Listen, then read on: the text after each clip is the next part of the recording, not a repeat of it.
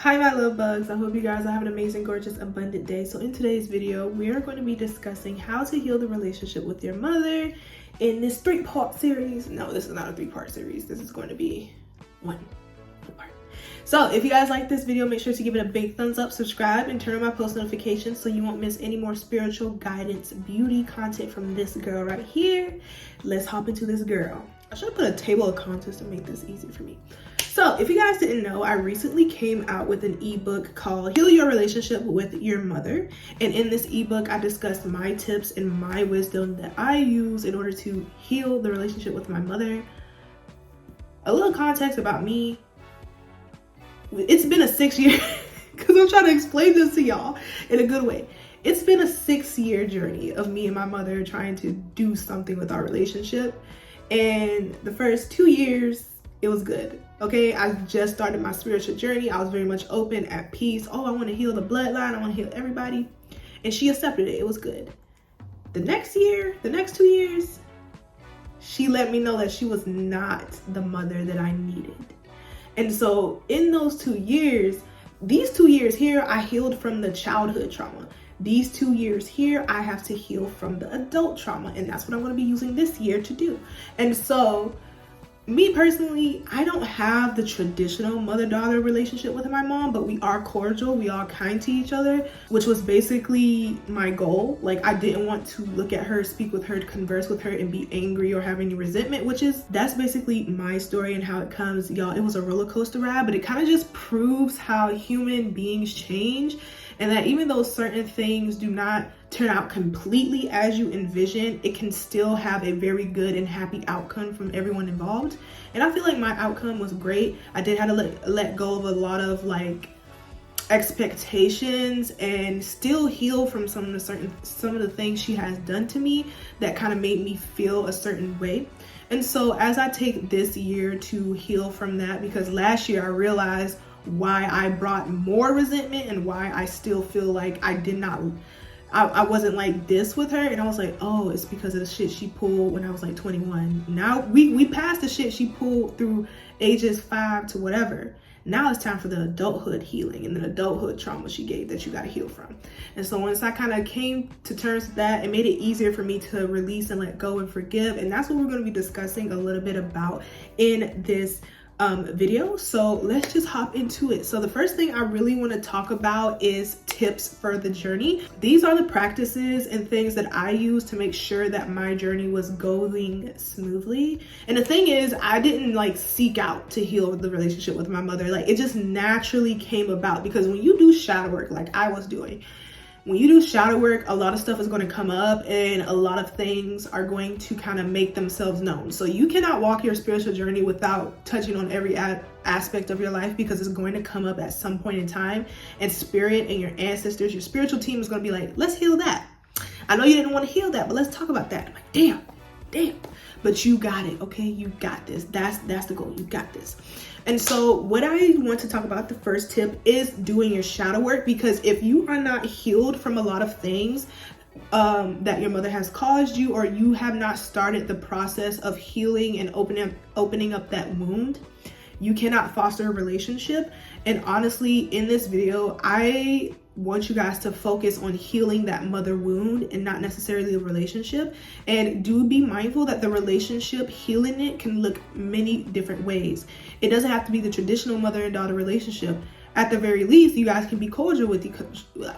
You guys can be kind with each other. You guys can, see each other as acquaintances or friends. It doesn't have to be mother and daughter, but the goal is that the relationship isn't as it was. Tap into shadow work and start healing the mother wound. That is going to help you kind of make space to be able to start forgiving and bringing in the energy you want to take in that spot that has all that resentment and all that pain, okay? And so another thing that I want you guys to tap into, this is my major tip, is doing some meditation as well as detachment. Those two hand in hand is going to be extremely helpful when you start bringing up those wounds, or whenever you like interact with her and she's still in that low vibrational state, but you yourself has reached another level in your spiritual journey. You're going to have to learn how to detach and not take things she does personally, because it is not your fault. That is literally all her and what she's been raised with and what she wants to tap into, the vibration and the frequency she wants to tap into.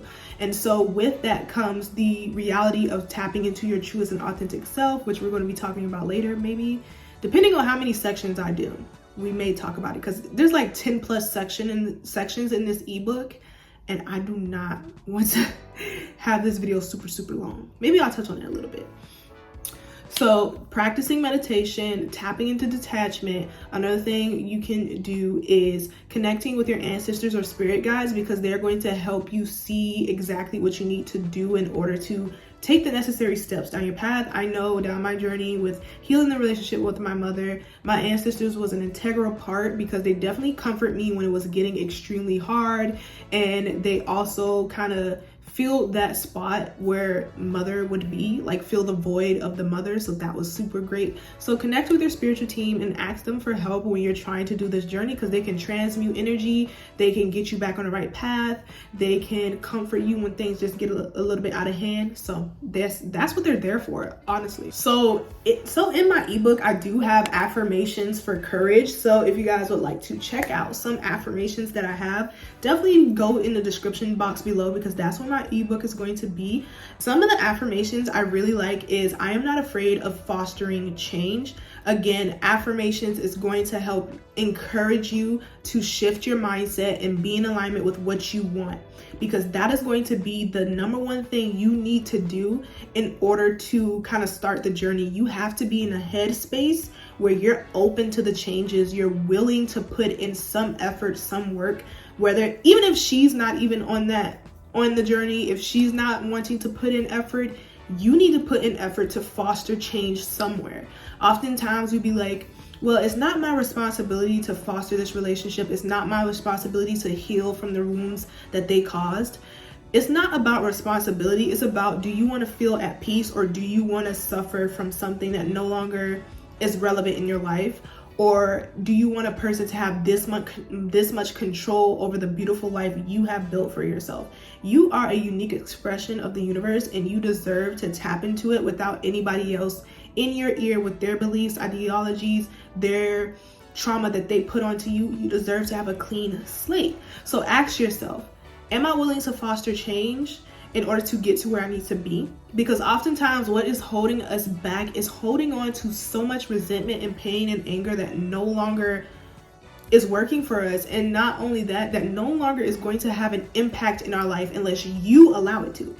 You're the only one who can allow anything to have any impact in your life outside of the universe doing its thing, okay? And also asking yourself, what toxic cycles are you engaging in with her that's not making the relationship better, but instead continuing that nasty cycle you no longer want to be in? Because oftentimes we see what they do, but we don't be aware of what we're doing to contribute and to even like continue the cycle. Not saying, two people can abuse at once. Like, no, that's not a thing. Saw 11 on the timer, but I'm saying that you have to be willing to say, I'm not engaging in this anymore. I'm going to put a pin in this, and I'm going to go over here and foster my healing journey and foster my peace and my happiness. You have fun in that cycle. You're going to be doing it by yourself. That's the energy you want to tap into. So the next part is seeing her as human. And what I mean by this is, oftentimes we put our parents on a pedestal. And because we put them on this pedestal, good or bad, we see them as unattainable. We see them as these beings who can't change, for one. And even if they're trying to foster change, we see them as people who can't change, that they're going to be the same thing. We see them as people who can never make mistakes. And when they do, they're horrible people. We have to realize that humans make mistakes, humans can change. And not only that, you are human. You make mistakes, you can change. And this kind of allows you to be like, okay, if I can set my boundaries to this other person who is also a human like me, and if I know that I can get it in my head that this is some things that I need to do to move forward, I'm going to give them a chance to see if they can do the same.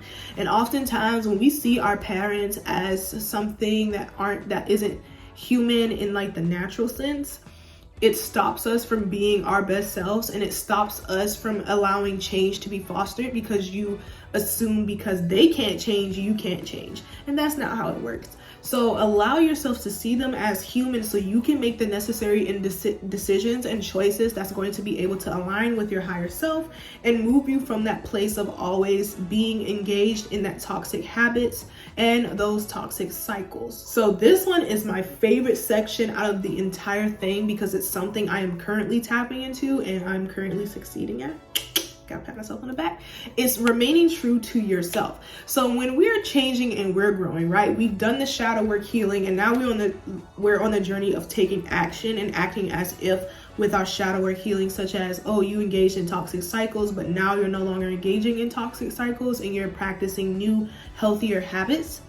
When our parents or when our mothers come in and try to get us back into that toxic habit and get us back into that toxic cycle, you have to remember who you were. You got to figure out how the current you is going to act to this same habit that has been exhibited in the past, because again, you're no longer that person. You're somebody completely different. And so what you want to make sure when you're doing this journey and you're changing and you're growing and you're implementing these habits is that you remain true to who you are. And if they go to low, you do not go to hell. Okay, you don't go to hell, because why? You're no longer in hell. You're in heaven. You're up there on earth. Okay.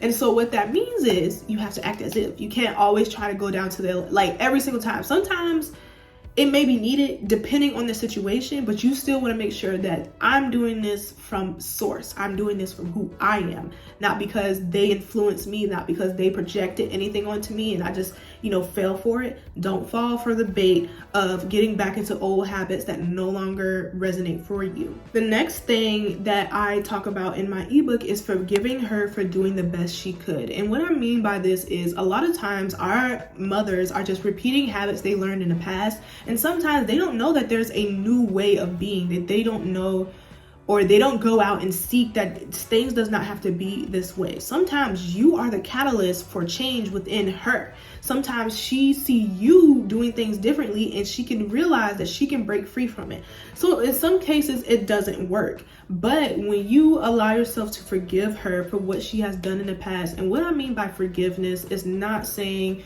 you excuse the things she has done. It does not mean that you allow her to overwalk your boundaries or walk over your boundaries. It does not mean that she can now come back into your life. It does not mean that you have forgotten everything she has done. What it just means is that you have let it go. You no longer have this hanging over your head and in your heart. Now you have space within your psyche to do with what you will, to bring in peace and to bring in happiness and to bring in tranquility. You no longer have to be in this place where you're suffering because of what she has done. And so that is what forgiving her for doing the best she could means, is that we don't solely focus on the abuse. We don't solely focus on everything she's done wrong. We have to kind of see what she has done right. And this does not mean, okay, well, at least she does this, that's why I can do that. It doesn't mean like this is an excuse or gives her a slack on the back. It just acknowledges that while she did the best she could, it was not enough. These were instances, or these were things that I also needed to bring these all together. And once I realized that I had to forgive her for just doing the best she could, it kind of helped me seeing her as human and also let go of a lot of the pain she has brought me in my life. So I highly recommend you guys practice forgiveness. And if you are a part of my community, I'm gonna always say this, your forgiveness is essential. Okay, forgiveness is essential to my journey, and if you're listening to me, it's going to be essential to your journey. But don't worry, the way I teach it, it's gonna be good. You ain't gonna feel pressured to do it. You're gonna do it on your own time. That's the thing. Another thing too, I talk so fast that my mouth literally runs out of like wetness, and people be thinking, oh, she's about to cry, and I'm like, no, my throat is dry. I have nothing in here. And it'd be so funny because I remember I made the video of I say F family in this Y, and people thought that because my voice was breaking that I was really sad or I was having like second thoughts about it. I'm like, no, my throat dry. I need some water. It's so funny just having Mercury ruled placements, which is basically Gemini and Virgo, because you just be talking like a mile a minute and you won't stop. Another thing that I really want you guys to tap into is to recognize when it is real. What I mean by this is you want to become aware when the changes that you and her have been making are actually from a very authentic place rather than it just being for the moment. And the way you know this is that if it continues to reoccur even after that one time you've seen it. And so when you recognize when it's real and acknowledge when it's not, it helps you make the choice to either allow this relationship to continue to foster or to leave this relationship alone and just heal the mother wound so you can be free from any pain and trauma she has caused you, and you can move on from her, which is the next thing we're going to be talking about, which is accepting it for what it is and moving on from her. Oftentimes, whenever we try to foster a relationship, or sometimes I should say, I always say oftentimes and it irritates me a little bit, but sometimes relationships just do not work out in the way that we want them to work out. And what that means is that you need to let it go. It means it's not essential for any time. Maybe it'll not be essential right now. Maybe it'll not be essential in the future. Maybe you will never have a relationship with your mom. And sometimes you have to accept that so you can move forward and actually be happy and be free. Because the goal of healing the relationship with your mother is you just being at peace and being happy and being free and being able to live your life without any resentment and pain from the past holding you back from what you need to do in the future. Because maybe another person that's going to be like a mother figure is going to come into your life and give you what your mother never could, but because you haven't healed from that mother wound, you are still treating mothers as if they're just the nastiest thing on the world when somebody wants to give you that motherly love. And so that is what moving on and acceptance and just healing the mother wound in general is going to do for you. So even if you do not have that relationship that you have with a mother, you aren't sad. Your life is not stopped in its tracks. In fact, you're flourishing and growing because you can be your own mother and you can mother yourself as you would if you were your own mother, okay? And so yeah, that's pretty much it for this video. I really hope it helps. Honestly, this topic is like, I cannot condense 6 years of wisdom within like 20 something minutes. It's super freaking hard to do, but hopefully I touched on some of the points that is going to be able to help you with your journey with healing the relationship and healing the mother wound, because this is something that is definitely has been ongoing for 6 years and may be going for the rest of my life. And I definitely want to share whatever I have learned down this journey. So do let me know in the comments down below if you have any questions that I can answer for you, because I just feel like I have not even scraped the surface of what you guys should do as you walk this path with healing the relationship with your mother. But I hope regardless of all that, you got a lot of information from this. And if you guys want to know exactly how to do so and kind of go more in depth with these topics that I discussed in this video, definitely check the description box below so you can check out my Heal the Relationship with Your Mother ebook. That's going to have over 10 sections as well as 20 affirmations, and I'm pretty sure I feel like over 50 journal prompts. Like I have a lot of journal prompts. Like each section has about 5 to 6 journal prompts, so be prepared to intellectualize the F out of your emotions. I love a good journal prompt. Do y'all love a good journal prompt? Let me know in the comments down below. But yeah, thank you guys so much for being here, and I'll see my little angel fairies next time. Have a gorgeous, beautiful, abundant day. Bye, my loves. Mwah.